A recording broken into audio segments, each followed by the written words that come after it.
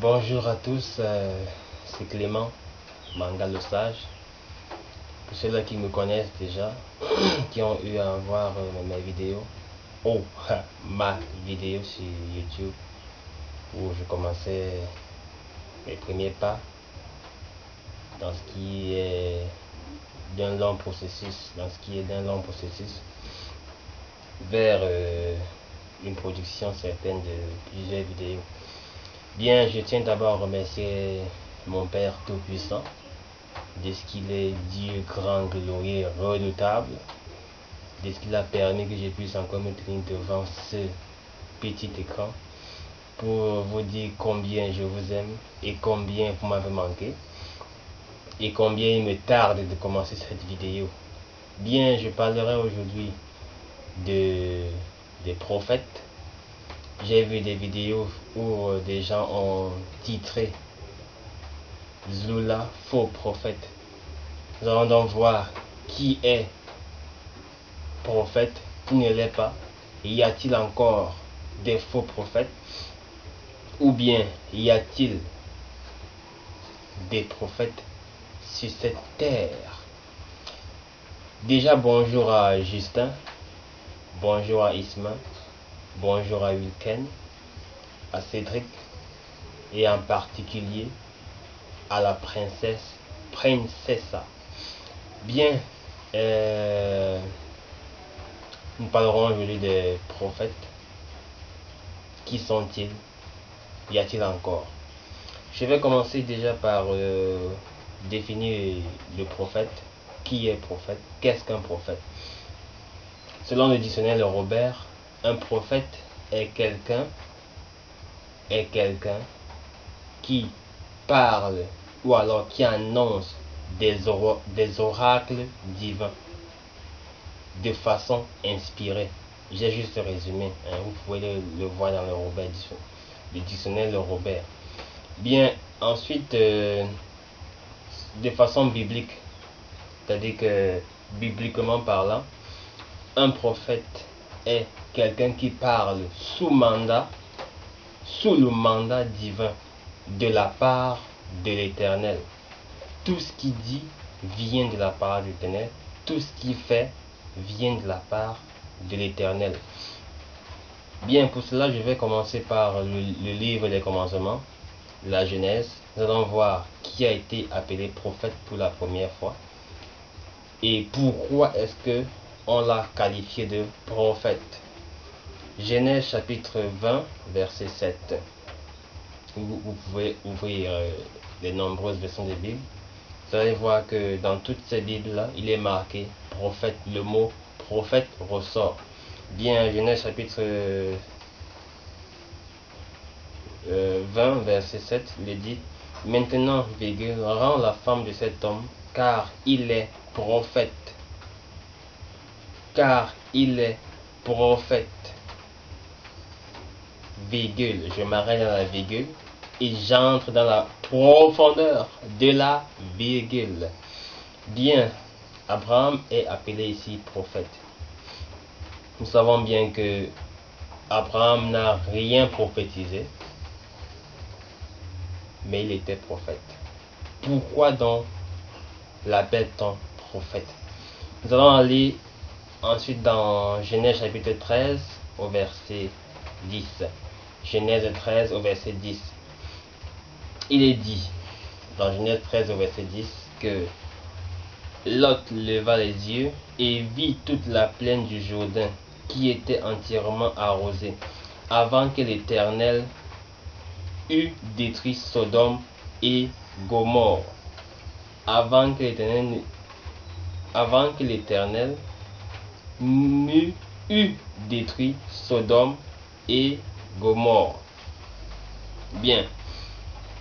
Ici, il y a un cas de figure qui se présente, c'est-à-dire Abraham, les bergers d'Abraham étaient en conflit avec les bergers de son neveu Lot. Bien, Abraham a donc tranché cette affaire et il a demandé à Lot de choisir pour lui les terres où ses brebis allaient aller manger ou alors broder de l'herbe. Et Abraham, vu qu'il voyait de façon spirituelle, il ne voyait pas de façon charnelle. Mais l'autre le voyait de façon charnelle, c'est-à-dire, je m'explique, c'est écrit là. La partie B du verset 10, il est dit,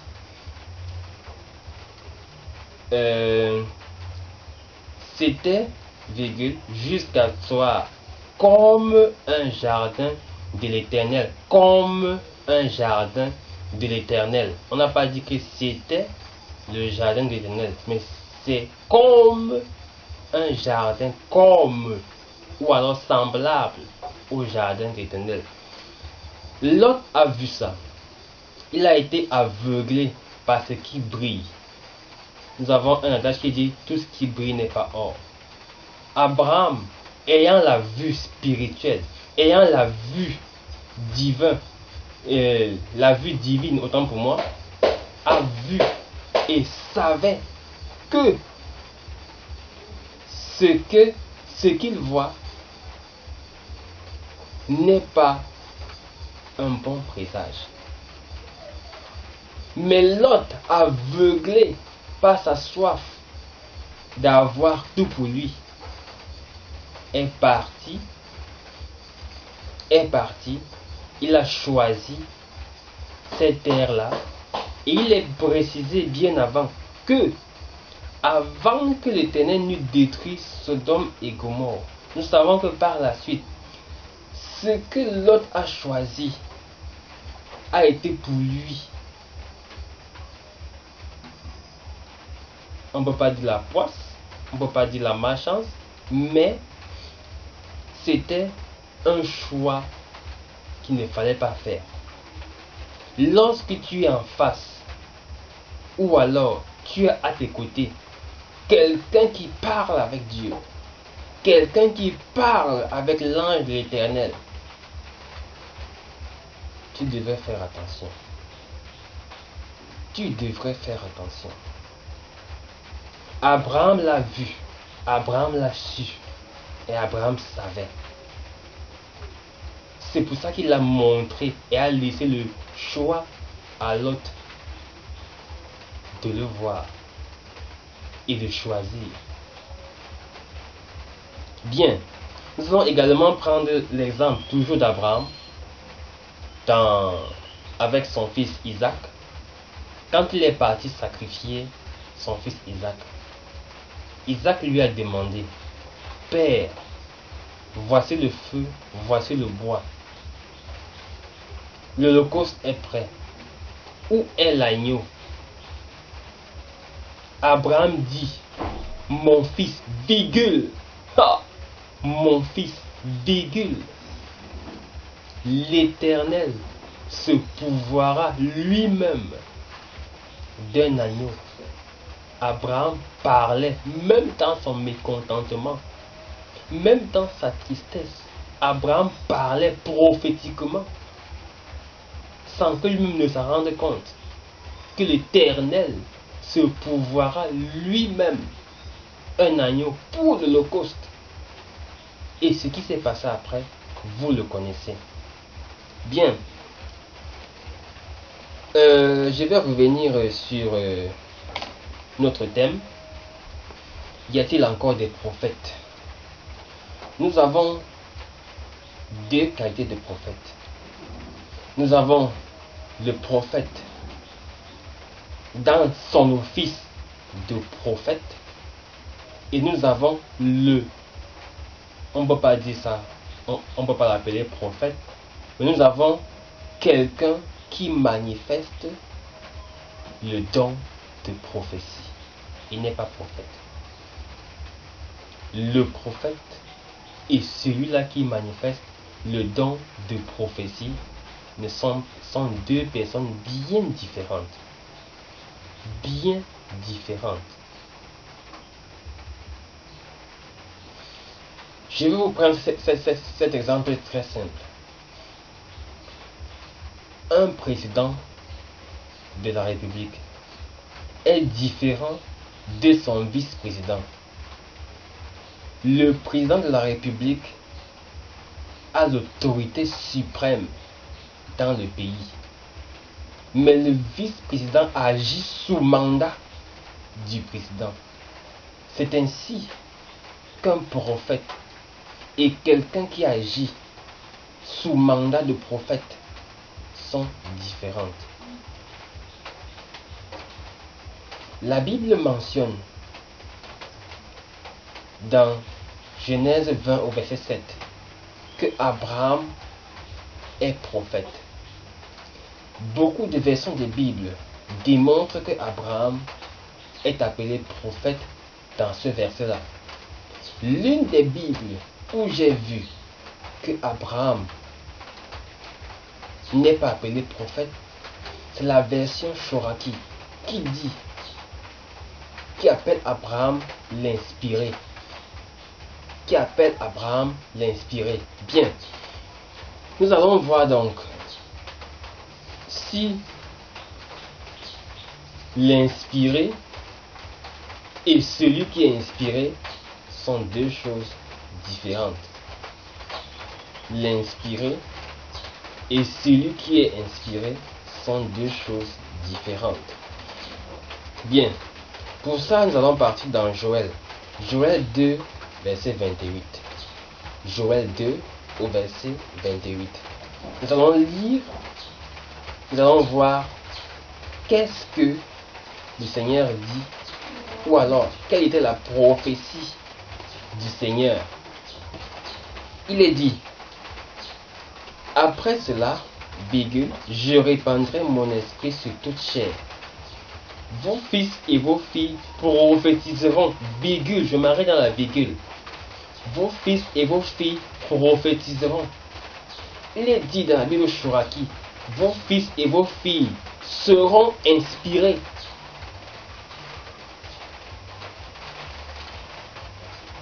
Vos fils et vos filles seront inspirés. Maintenant, quelle est la différence entre être inspiré et être l'inspiré? C'est très simple. Il n'est pas dit ici que vos fils et vos filles seront des inspirés, mais seront inspirés. Ça veut dire qu'ils agiront sous l'inspiration du don de prophétie. Ce qui est différent de l'inspiré, dont Genèse 20, verset 7 fait allusion, dans Abraham. Et si vous regardez même la même définition du mot prophète qui est attribuée à Abraham, est également attribuée à Nathan, le prophète, qui était prophète sous le règne de David. Nathan, le prophète, la même définition est attribuée à Nathan, le prophète. Donc, Abraham avait le même titre que Nathan, le prophète. L'inspiré est différent de celui qui est inspiré. L'inspiré parle directement de la part de Dieu, de façon continue et dans toute sa vie. Par contre, celui-là qui agit sous inspiration, ce n'est pas à chaque fois que le don de prophétie lui arrive, mais c'est de façon intermittente, c'est de façon sporadique, c'est pas constant. C'est un moment ça arrive, un moment ça part. Mais le prophète est prophète, établi prophète toute sa vie. Bien. Nous allons donc voir autre. Nous allons donc davantage éclaircir cela par des versets bibliques. Nous allons aller dans le Joël 2, verset 28, fait rapport également à Acte 2, verset 17. Bien.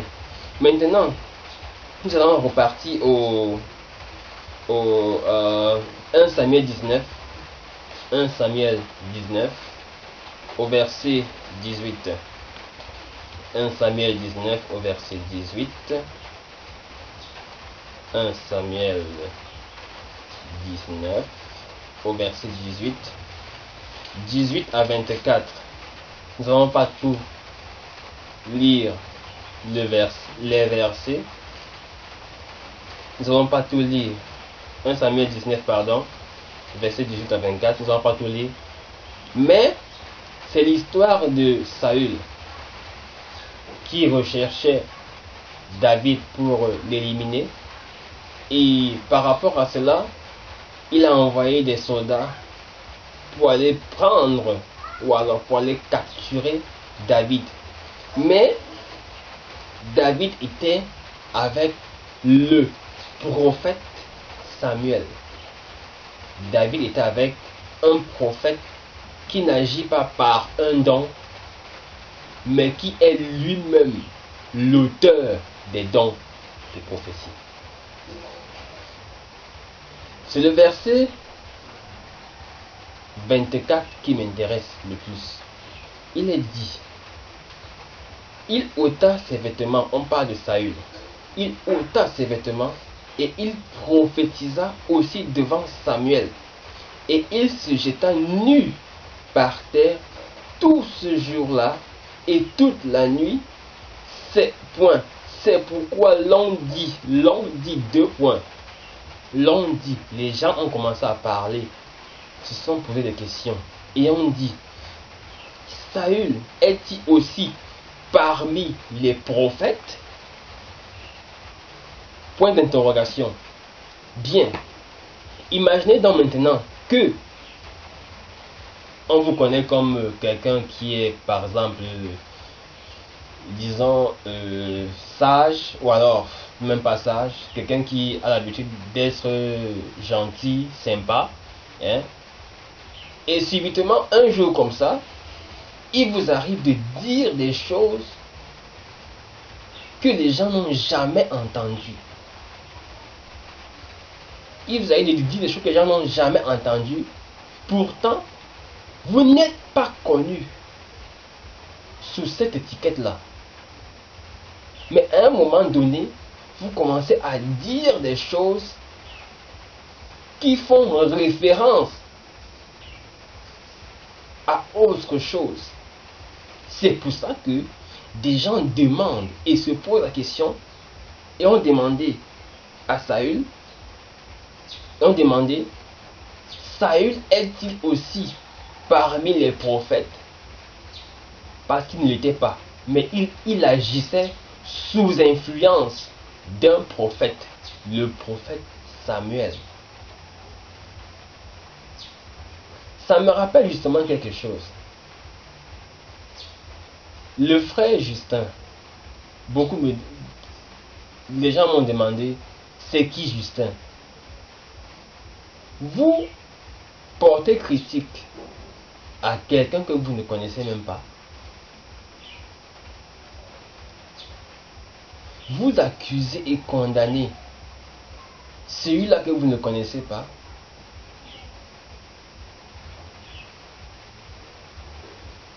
Justin a dit dans sa vidéo, il a fait une vidéo sur devons-nous combattre par la chair? Devons-nous réagir lorsqu'on nous frappe? Devons-nous aller en guerre? Devons-nous nous défendre? Cette histoire me rappelle ce que Justin a dit.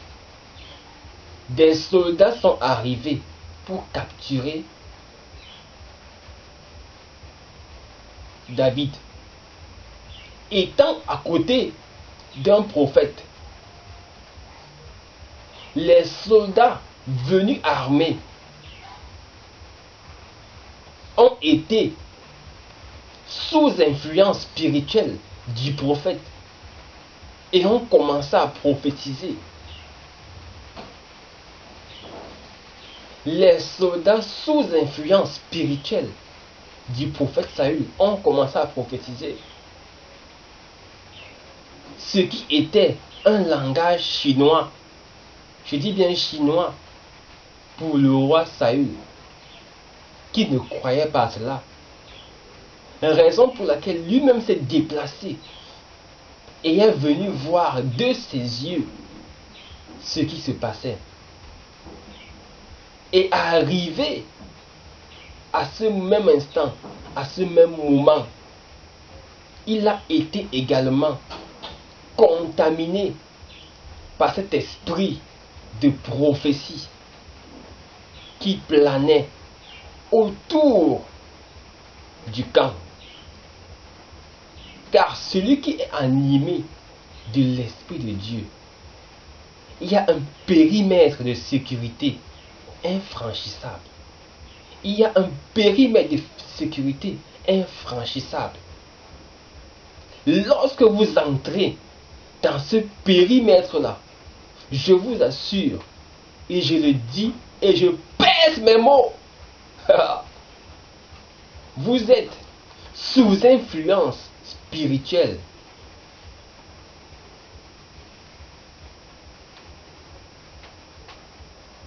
De la personne qui a le mandat divin.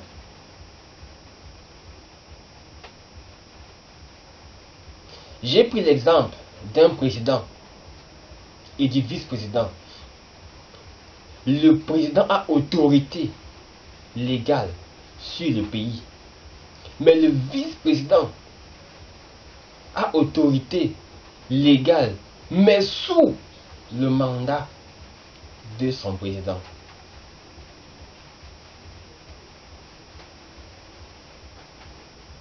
Maintenant, vous allez voir dans des églises des gens en pleine assemblée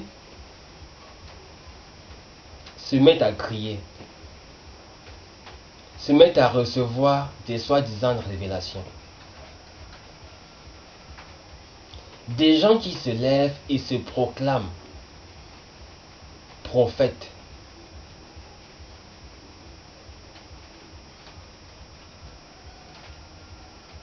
Est-ce vrai? Peut-il avoir un prophète sur cette terre et le monde reste ainsi? Peut-il avoir un prophète dans un quartier et ce quartier ne change pas? Peut-il avoir un prophète dans une ville et cette ville ne change pas? Peut-il avoir un prophète dans un pays et ce pays ne change pas mais reste le même? Vous me direz sans doute, le gouvernement va l'empêcher d'agir. Mais je vous dis, il n'agit pas de lui-même. Il est prophète de l'Éternel des armées. Vous savez ce que ce titre apporte? Est-ce que vous savez?